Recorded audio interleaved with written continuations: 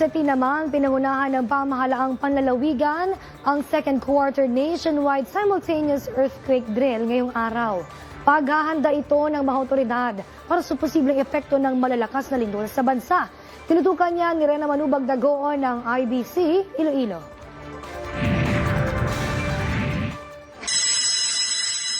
Kanya-kanyang dock, cover and hold ang mga empleyado sa Iloilo Provincial Capital.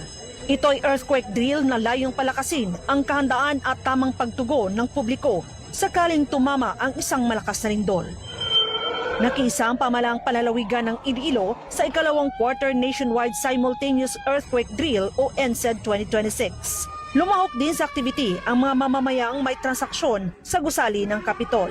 Binigyang diin ng opisyal ang mahalagang paghahandaan ng posibleng epekto ng malalakas na lindol sa rehiyon. Let us come up with appropriate preparations for it.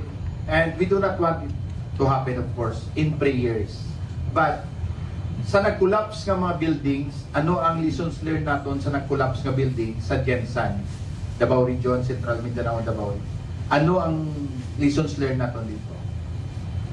We need to inventory sang threshold sang aton mga buildings.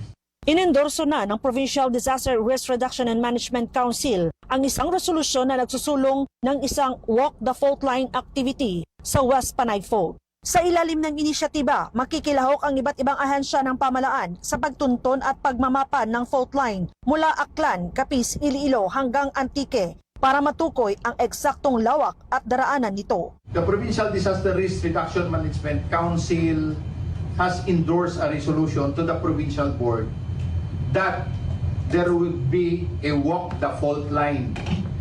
All government agencies will walk the fault line from Aklan, Capiz, Iloilo, Antique side and determine kung ano ni kalaba si West Panay fault line. So that all big ticket projects nga magihan sa fault line hindi na pagbutang, vertical or horizontal. Ibinahagi rin ng iba't ibang ahensya ng gobyerno ang paghahanda ng posibleng epekto ng lindol. Kasi ang nakikita natin yung mga kababayan natin, nakita na nga nila na nag-recede na yung dagat, kumukuha pa ng cellphone and binivideo pa. So siguro yun, isa yan sa mas dapat nating paigtingin pa, yung awareness ng mga tao living in coastal communities. Ang earthquake drill ay mandato ng Republic Act 10121. Rena Manubag Dagoon, IBC News.